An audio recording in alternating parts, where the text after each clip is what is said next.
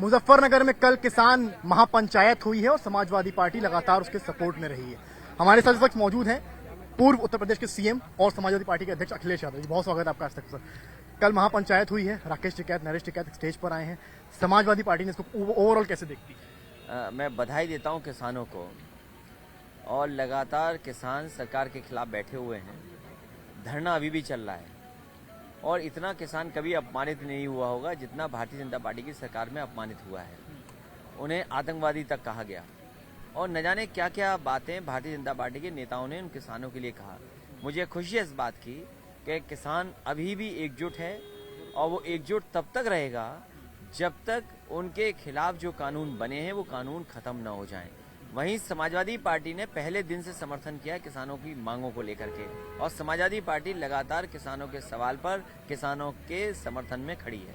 भाजपा के लोग कह रहे हैं कि कुछ एजेंडे वाले लोग हैं जो पूरा एजेंडा चल रहा है उसको लेकर है। भाजपा क्योंकि जब परेशानी में है तो वो नैरेटिव अपना बदलना चाहते हैं। सच्चाई ये है कि इस किसान ने अर्थव्यवस्था देश की बचाई है। उस समय जब कोविड में सब कारोबार बंद था, और आज भी अगर खाने पीने से लेकर के कपड़े पहनने से लेकर के और जरूरत की चीजें आज किसान ही मदद कर रहा है। फल सब्जी कौन पैदा कर रहा है, अनाज कौन पैदा कर रहा है, दाल कौन पैदा कर रहा है। आज सरसों का तेल बाजार में इतना महंगा है, अगर किसान को सहूलियत दी जाए तो पैदावार बढ़ाए तो शायद सरसों का तेल सस्ता हो जाए। आज जो तमाम चीजें अर्थव्यवस्था में बचा रहा है तो वो किसान बचा रहा है, और किसान के लिए कोई सरकार के पास योजना नहीं। और वही भारतीय जनता पार्टी जिसने आय दोगुनी करने की बात की, आय तो दोगुनी हुई नहीं लेकिन महंगाई कितनी हो गई ये बताए भारतीय जनता पार्टी की आखिरकार महंगाई दुगनी कैसे हो गई। नेताजी एक बार फिर से एक्टिव मोड में आ गए हैं।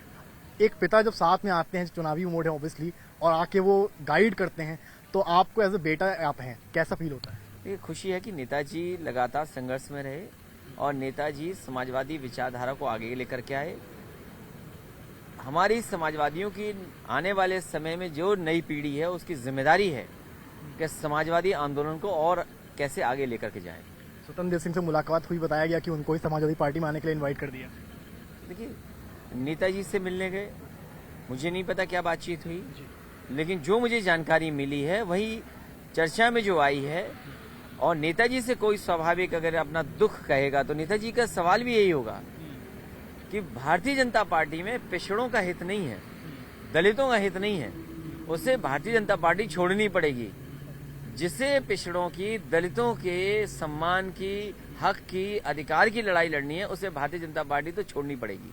आपने पिछली बार कहा था 400 सीट, अभी आज के दिन अगर मैं पूछूं आपसे? मैं आज भी कह रहा हूं, और जब चुनाव होगा तब भी आप देख लेना, उत्तर प्रदेश की जनता और देश की जनता भारतीय जनता पार्टी को हटाना चाहती है। आगरा उत्तर प्रदेश की जनता ने मन बनाया है कि भारतीय जनता पार्टी का सफाया होगा, और हो सकता है कि 400 सीटें भी समाजवादी पार्टी को जनता जिता दे। आगरा एक्सप्रेस से आप गुजर रहे हैं, और जब यहाँ से गुजरते हैं मैं पीछे से देख रहा हूँ, जब टोल आता है कार्यकर्ता बड़ी संख्या में यहाँ पे आ जाते हैं।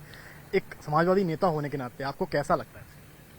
ये कोई सवाल नहीं है। ये जितने कार्यकर्ता हैं ये सरकार दोबारा बनाना चाहते हैं, प्रदेश में ऐसी सड़कें बने। आखिरी सवाल आपसे ले रहा हूँ, असदुद्दीन ओवैसी कल अयोध्या जा रहे हैं, असदुद्दीन ओवैसी कल अयोध्या जा रहे हैं, उसको लेकर आप देख सकते हैं किस तरह का माहौल यहाँ पर आगरा एक्सप्रेस पर है। असदुद्दीन ओवैसी कल अयोध्या जा रहे हैं, आप लोग कैसे देखते हैं? देखिए, ये सवाल हमारा नहीं है। आज सवाल ये है कि किसान की आय दोगुनी कैसे होगी।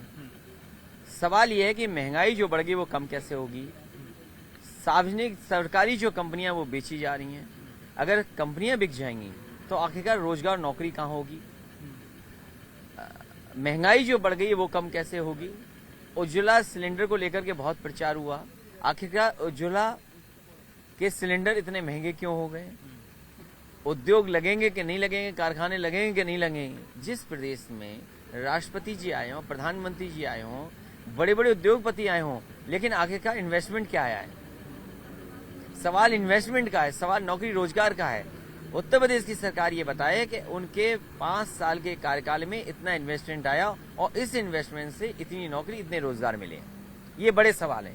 समाजवादी पार्टी का मैनिफेस्टो के लेकर बहुत चर्चा हो रही है, पब्लिक जानना चाह रही है कि इस बार क्या होगा। देखिए, मैनिफेस्टो क्या होगा, जब चुनाव शुरू होगा तो मैनिफेस्टो पे भी चर्चा होगी, और मैं ये भरोसा दिला सकता हूँ कि किसान, नौजवान, व्यापारी, महिलाएं और उत्तर प्रदेश को विकास और खुशहाली के रास्ते पे ले जाने वाला समाजवादी पार्टी का मैनिफेस्टो होगा। आखिरी सवाल, क्या अखिलेश यादव किसान मंच पे जाके सपोर्ट करते हुए नजर आ सकते हैं आने वाले वक्त? समाजवादी पार्टी पूरी किसानों की पार्टी है। यहाँ जितने खड़े हैं ये सब, वहां से लेकर के यहाँ तक कोई ऐसा नहीं होगा जिसके पास खेत ना हो। ये सब खेत है इनके पास। समाजवादी पार्टी खुद किसानों की पार्टी है और लगातार किसानों के सवाल पर, किसानों की मांग का समर्थन करती है। अखिलेश यादव ने साफ कर दिया है कि जो मांग है उसका समर्थन करती है और अखिलेश यादव किसानों के साथ खड़े आने वाले वक्त में भी नजर आने वाले हैं। कैमरामैन संजय के साथ समर्थ श्रीवास्तव, आज तक।